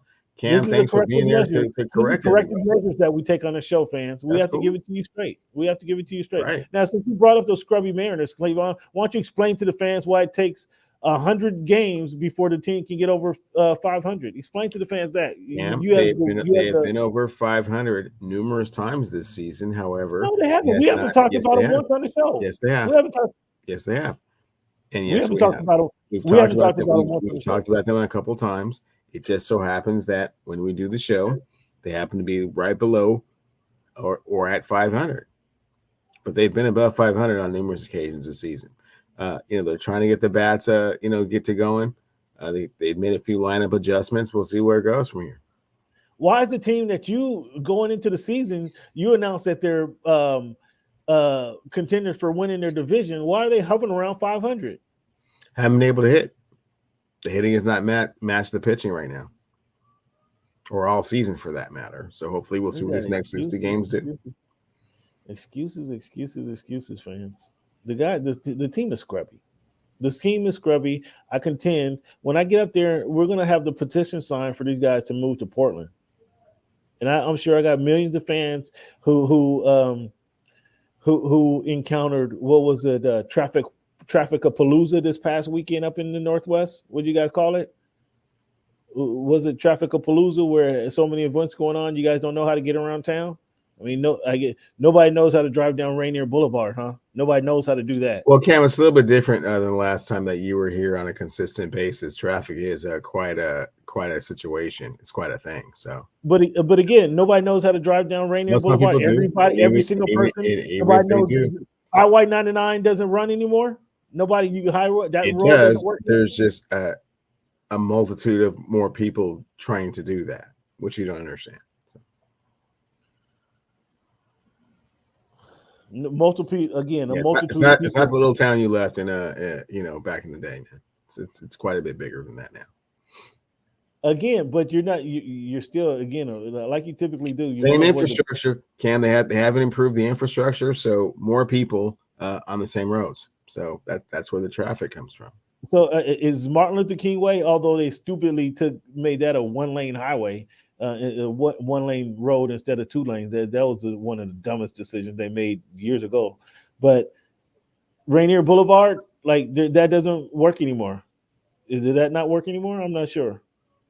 It works, but the demographic has changed, wherein there are more people trying to do the same thing. Hence, traffic problems. Are there more people trying to do it, or everybody trying to drive down I-5? And that there's more people trying to do that. It's much more densely populated than you recall. So what was it? What was it called over the weekend? Traffic-a-Palooza, when you had so many events going on. If you take the Mariners out of downtown Seattle and send them to Portland, they're solved that problem right there. Okay, 20,000 people. Wow, problem solved. We'll go with that. Get 20 people off the streets heading downtown Seattle. How about doing that? Sure. We'll look into that. Yeah, because this team hasn't won a game or hasn't won a playoff game. When's the last time they won a playoff game? Last year. Oh. All right, since last year. When was the last time they won? Since last year? I mean, cut that out, man. Since last year. Because that was the first 9 months ago. Last year, cut that out, man. Because last year, not that long ago, my dude. What do you mean? It's not like the Dolphins. Not like the last time the Dolphins won a playoff game. It's not like that. The Dolphins won a playoff game last year. What are you talking about? Did they? Yeah, they did. What are you talking about? And they had Buffalo on the ropes with their third string quarterback. Sure did, didn't they? Yeah. on the ropes. Yeah, but they didn't have the Dolphins. Since you want to try to throw that and slap me in the face with that one, the Dolphins didn't have the longest playoff drought in North America playoff professional sports. They did have the longest drought in the National Football League, though. They didn't have the longest drought in. They sure did. I think it was 37 years, wasn't it? See again, he's just like a politician. It was like 37 years, wasn't it? Just like the politician, deflecting. That's what he likes to do when we talk about them scrubby Mariners. He likes to deflect. Asking. So, are they this team that you said is going to win the division? Are they still going to win the division? They're probably not going to win the division, Cam. The goal is to get in the playoffs and see what happens. Get in the playoffs and see what happens. Boy, that's a long cry from, oh, they're going to win the division. I call it now. Oh, I'm calling it now. That's a long cry from that. Long cry from that. Very true. Very true. All right, fans. I'm on location. Wristband in hand. Please make it a point, fans. Follow your boy on Twitter, on YouTube all weekend. Voice of the Fans on Twitter, Voice of the Fans on YouTube, at Voice of the Fans on YouTube. What's Good in Sport on Twitter. I'm going to have exclusive content. I have some now, fans. I just got to upload some of my interviews I made this afternoon. Exclusive content go in regards to this Terence Crawford versus Errol Spence welterweight battle, fans. This is the first time, fans. This is the first time, fans, that we've had a guys fighting undisputed championship in the 4-belt era. This is the first time it's happened. Okay? This is the first time it happened. So, please tune into the fight. You can follow pay-per-view. If you can't get to Vegas, it's going to be on Showtime pay-per-view over the weekend. If you're in Vegas and you can't get to the fight, it's going to be on. You can find tickets at access.com to the closed circuit showing of the fight. Fans, you don't want to miss this one. You do not want to miss this fight. This is the fight for the ages. This is Sugar Ray Hearns, Marvin Hagler. Okay, this is Tommy Hearns, Marvin Hagler. We're about to see if you remember those fights that went down in those ages. This is the fight, Cleveland. That what was that? I said pump the brakes on that one. It's not epic like that. It's just the most epic fight that's happened in a minute. But I mean, come on now. Cleveland, this is the fight, Cleveland, that hasn't been. There's been never have a fight in the four belt era. There's never been undisputed 4-belt champion, a male 4-belt champion in the welterweight division ever. Well, first and foremost, they didn't have that many belts back then. They just had the WBA and the WBC. So that's okay. That's not the thing. And then you're not talking about like Hagler against Hearns or Hearns against Leonard or Leonard against Hagler. I mean, it's not in that same category. It's a good fight. But I think you're taking it to that like the tippy top of that, and I'm just saying, bring it down a few notches, my dude. Good fight, though. Good fight. He calls it a good fight. Cleveland does, and this is a problem I have with talking to a novice boxing fan. Not a novice. Really been a boxing fan for a long time. Well, just been dormant because there haven't been any big fights to watch. You just called it a good. You just called it a good fight, though. Like this, it's a good fight. This isn't something. It's a good fight. It's a good overdue fight. Let's see what happens. Let's get it in. I'm ready. Well, the fans are eager to hear your prediction since you've been a boxing fan. Okay, fans. Just because I've been baited into this, and it's basically been the same the entire time, I'm picking Bud Crawford to win this fight. Ooh. Errol Spence Jr. has been ducking him forever and ever. Ooh. He said Errol Spence has been ducking him. Been ducking forever and ever. Those are harsh words. Those are harsh words. I believe Bud Crawford will tell you the same thing. He's been ducking forever and ever. So now it finally makes financial sense to get into the ring. Well, let's get in there. How do you see this fight going? Find out it's a little bit tougher than the other dudes you've been fighting. You'll take this L this one time. We get back to the second one and we see what happens. If you can get some scrap, we got a trilogy. If not, hey man, I just beat you 2 times. How do you see this fight going, Cleveland? I see Bud imposing his will on Errol Spence, and Errol Spence not being able to do nothing about it. And you got him by knockout? You got Bud by knockout, or is it going to go to distance? 11th round. 11th round knockout. Interesting. So before I make my prediction, I'm just going to point out a couple things about this fight. There's a couple nuggets I want to throw out about this fight, fans. So you're hearing this is exclusive content that I'm giving you guys. Okay, this will be posted. This will be posted later, but this is exclusive content that I'm giving you, boxing fans. So thank you guys for tuning in. Again, I already mentioned this is the first undisputed welterweight champion in the 4-belt era, which began in 1988. Hasn't happened before. Okay, Spence Crawford is the only fourth welterweight unification fight in boxing history between unbeaten champions. Okay, Donald Curry, Milton McCrory happened in 1985. Felix Trinidad, Oscar De La Hoya happened in 1999. Keith Thurman, Danny Garcia happened in 2017. Again, Spence versus Crawford this weekend on Saturday is only the fourth welterweight unification fight in boxing history between unbeaten champions. Okay, so only 4 times have we seen unbeaten champions get in the ring together.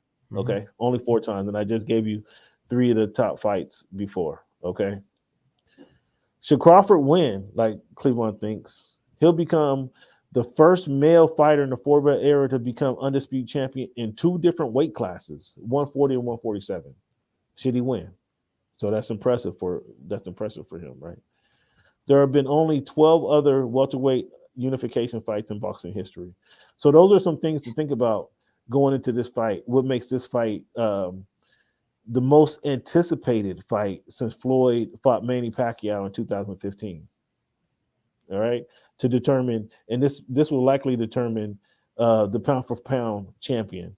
Now we saw some of you guys who saw Inoue over the weekend beat up was it Frank Russell? Some of you guys saw that in well, it wasn't even over the weekend. It was on Tuesday morning at 4 a.m. to watch that fight. Some of you guys who saw that, you saw another up and comer, Ngannou, not Ngannou, excuse me. That was an up and coming fight. Excuse me, fans. Inoue, Japanese boxer, beat up Stephen Fulton in the 8th round on Tuesday morning, knocked him out in the 8th round. Inoue is undefeated out of champion. This is at 122 pounds. Inoue was undefeated. Stephen Fulton was a 2-belt champion, took his 2 belts to Japan and lost him there by Inoue, who dropped him. I mean, I think Fulton won 1 round in that fight, but he got dropped in the 8th round. Incredible fight. But fans, I think we're going to see even a more incredible fight on Saturday night. And again, Cleveland, you had a chance to think about it. Can you think of a more highly anticipated fight than Mayweather-Pacquiao in 2015? No. That was, so you're forced to actually acknowledge that this is a huge fight then. Yeah. So you're actually forced to acknowledge that this is a huge fight. With regards to what the alternatives have been kind of leading up, yeah. I mean, there's been some good fights this year. What are you talking about? We saw Ryan Garcia and Tank Davis. We saw that, which was those aren't huge names, man. They're cool names. They're not huge names. Okay, all right. What about Felix and Trinidad and Oscar De La Hoya? Do you know where you were at when you watched that fight? Do you remember where you were I at sure watching do, that man. fight? I Are you remember gonna tell me trying that? my Are you gonna hardest. tell me that was cool, man? Yeah, that was Huh? 34 years. That was 34 years ago. But yeah, or excuse me, 24 years ago. But yeah, no, I remember trying to get tickets. I had a room. As a matter of fact, I had a room because I was coming down for that fight. No one would go with me. So we watched at the homie's house. No one to go I with remember you, that okay. fight clearly. And I remember Oscar thinking that, oh yeah, I'm just winning this fight because Vegas loves me. So I'm just gonna dance around, and then lost the last 4 rounds of the fight and then lost the fight. Yeah, well, he ran. That was his choice to run around. Okay, he didn't have the fight won. that was a big fight. I mean, he didn't have De La he didn't have Hoya the fight won. and Do Sugar you Shane remember were where you big were? fights. I mean, there's been big What's fights, that? man. I mean, yeah, there's been big fights. Spence Crawford was a big fight. Porter Crawford was a big fight. I mean, Those aren't we've big seen fights, big man. fights, but You throwing these names out like they're not big fights, man. They're interesting Sean fights Porter. for fight fans, and they come around so slowly that it's like you lose interest. Have the big is this a fights big fight, more Cleavon? sooner. Is it you try to shit on the world of boxing? Is this a big fight, Cleavon? Did this boxing match have your attention? Do you It know what are your absolutely plans does. for watching this fight? Where Man, are you going to be at? I'm Where are you going. going to be at? I'm And why going. aren't you in I'm Las going. Vegas? I'm going to Why the aren't you in homie's Las house. Vegas? I'm going to the homie's house. We're ordering Pete's barbecue. We're getting a pony keg. We're getting some appetizers, some cheesecake, little tarts, some chips, the pistachio nuts out of the shell. Yeah, man, it's gonna be epic. So, once again, fans, just for shits and grins, who do you have winning this fight between Errol Spence? I said, and I'll say it again, Bud Crawford, knockout in the 11th round.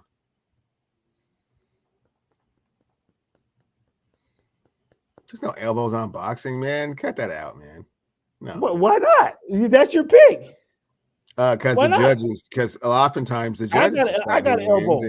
and sometimes the judges' decisions are somewhat controversial. So clearly not going to put an elbow. Yeah, man. Yeah. You said by knockout on 11. They call me Young Sam Rossi for a reason, homie. Yeah, I don't put elbows on boxing matches. You said knockout in 11th. There's no controversy. How is that controversial? There's no controversy. That's what I believe and what I feel. There's no controversy. Have to see it play out. No. Nope. Oh, so all of a sudden the all-knower of sports don't have no confidence in his own prediction. The self-proclaimed expert on all things sports related. No, I feel very confident about it. It's just I'm not has no confidence in his prediction. You hear this? No confidence in this. If he was so confident, he put that elbow on something, but he don't want to put his elbow on it. It's boxing and it's in Nevada, so anything can happen. Well, let me tell you what's going to happen. Let me tell you how this is going to happen, and give you fans a peek into what's going to happen in this boxing world. I love both of these fighters.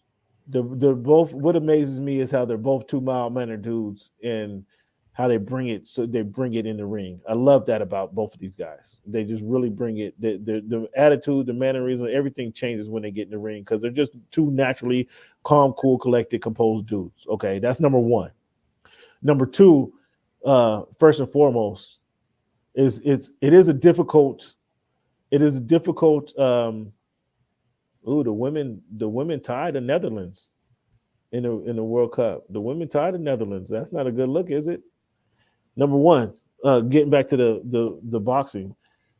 What I expect to happen is Crawford notoriously takes a couple rounds to fill out and download what his opponent is doing. Typically, he does that. As he's trying to download what's going on, Errol Spence Jr. is going to be on attack mode. That's the thing about Errol Spence Jr. You could say Errol Spence is not flashy. You can say he's not dynamic. You could say he's just a consistent boxer. But that consistency in boxing and continuously to touch your opponent is scoring. Not only is scoring points, he's touching you and you feeling those blows when he touch you. The more he touch you, the more you feel them. And as he continued to touch him early in the rounds, that's going to touch him on the shoulder, the chest, the body. Crawford's going to feel those touches later on in the fight. So Crawford has a chance. This is what I'm saying. This is my prediction. I'll give you my prediction as I discuss this fight. I got Spence winning a few of the early rounds. Crawford is known to, once he downloads what the opponent is doing, to kind of be dynamic and show his ring generalship, show his experience, show his fortitude, show his competitive spirit by coming back and managing to sometimes dominate his opponents, depends on who the opponent is, but kind of taking back control of that fight. But it might be too late if he has that, unless he comes out and try to not download Spence and just comes out trying to give it to control the fight in his own sense, in his own way, not for fight off of Errol Spence. Comes out with his own game plan. If he comes out and do that, he can win the fight. But what I've seen out of Crawford is he gives those first few rounds away, and then comes back and establishes, does he need to come back and fight lefty? Does he need to fight straight up? Does he need to dance around and pot shot his opponent? How he needs to attack this opponent, that's what he downloads and understands after the first 3 rounds. When he does that, I see him can kind of come back and win the next 3 or 4 rounds. But as he comes back and win that next 3 or 4 rounds, what's going to be key is if he's able to stay away from Errol Spence's body punches, Errol Spence's his barrage attack, because Spence is going to keep coming at him. Is he able to get away fluidly, get away from that attack? And how is he able to manage that attack? If he's able to elude Errol Spence's attack, he can potentially win that fight in a walkaway in a would be a 9-3 fashion if he's able to elude that body attack. But I don't expect him to be able to elude that body attack for very long. And because I know Spence is going to keep coming at him, it's going to be a situation where Spence, by his continuous attacking style, is going to be able to come back and win that second half of the fight. And I don't predict a knockout, but I don't think either one of them is going to get knocked out or knocked down. I'll be surprised if either one of them does. I expect Errol Spence to win this by unanimous decision, by winning a 7-5 fight, 8-4. And those 4 rounds that Crawford win are going to be in the middle of the fight, the middle rounds of the fight. What you think? What's your thoughts on that? That's a cool hypothesis, and I could definitely see the fight going that way. But again, I think that Bud Crawford has got a little bit of a chip on his shoulder, a little bit more animosity, given the fact that this fight has taken so long to come to fruition. And I think he definitely blames Errol Spence and his people for it, and he's going to take it out on him. He's going to get this first one, and then we'll see what happens in the second one. I'm already looking past this first fight. Brad's going to get this one, and we should really be talking about. I may be in town. I was originally not going to be in town, but I might be in town if there is a Sunday show. If not, we can do later. But I think we're going to be talking about how Bud Crawford shocked the world. I mean, not really even shocked the world, just just took care of his business. Wow. So fans, I haven't had this in the month that I failed you guys last week and wasn't able to do the Sunday special last week. But for the 2 months we've been doing the Sunday special, I've been really struggling to get a commitment from Mr. Cleveland, and he's telling me right now he's committing to a Sunday special. I'm saying, let me get back to you on that now. I'm supposed to be out of town, but I still may or may not be. But I'm gonna try and work that in, depending on what happens. We're gonna talk about the fight regardless, in one way or another, especially after Bud shocks the world like this, or at least I guess some boxing fans, some boxing fans that are saying what he's gonna do. But yeah, get that first one out the way and see how the other 2 pan out. Well, I say if you're really confident about what you're saying, Mr. All-Knower of all things sports, self-proclaimed All-Knower of all things sports, I say you put something on it. I say you put something on it. You clearly see it going one way. I clearly see it going a different way. I'm willing to put something on it. Are you willing to put something on it? Cam, I understand the way that Vegas works, and right now I'm not in a position to say that. But We can certainly You see what I'm saying, discuss man? it after There's everything is. no confidence there. There's done and no said and confidence in what he's saying. There's no confidence in what he's saying, fans. There's no Plenty confidence in what he's confidence. saying. There's plenty of confidence in what I'm saying. Fans, Plenty. again, fans, please follow me, Voice of the Fans on YouTube. I have some exclusive content for you. Make sure you follow me on Twitter. What's Good in Sport on Twitter. What's same thing on Threads. I'm on Threads too. Have you joined the Threads Metaverse, Cleavon? I have not just yet. You keep speaking on it. You got to join the Threads Metaverse, man. You can't let the world pass you by. Okay, you can't. I know we're of an older generation where some things just slip through our fingers, but you can't let the world pass you by on the Metaverse. Okay, you got to join the Threads Metaverse. I got you. Okay. So wherever you get your sports fans, please follow me. Make sure absolutely, if you're watching this show, hit the like button. Leave a comment. Am I wrong in my prediction? Is Cleavon right in his prediction? Let us know. Not even at the fight. Let us know who you agree with more in the fight. Just put Cleavon. I agree with Cleavon. I agree with Cam. Either way, just leave a comment. It helps us with our algorithms, fans. We got thousands of hundreds of people watching the show. Leave a comment where you watching the show at. Leave a comment on who you think is going to win this fight. Do you agree with me in my prediction, or do you believe in Cleavon in his prediction? Let us know let us know in the chat how you feel about the show. Leave a comment. Hit the like button if you're watching the show. It doesn't cost you anything, fans, to hit the like button to let us know what you think of the show. We appreciate it. That really helps us with the algorithm. I don't like doing these begging for your assistance, but it's a kind of a necessary evil. I need your assistance. I need your support. I need your participation in the show. Again, fans, it helps with the algorithm. So please help us out since you're watching the show anyway. Hit the subscribe button, hit the like button, leave a comment. Again, the only thing we're asking you today, who do you agree with more on the way this fight breaks down? Cleve wants to let you know how he thought he's rooting for Crawford. He says Crawford's going to shock the world. It would be a shock of the world if Crawford wins. I agree with that. And I believe Spence is just his consistency over time is going to be the difference in matter in this fight. So let us know what you believe in. Is it Crawford? Do you got Crawford? Do you got Spence? Do you got Cam? Do you got Cleavon? Who do you agree with? And let's put the pressure on Cleavon for not wanting to this all-knower of all things sports, self-proclaimed, I might add. Let's put the onus on Cleavon to establish, like, if you really feel that confident, put something on it.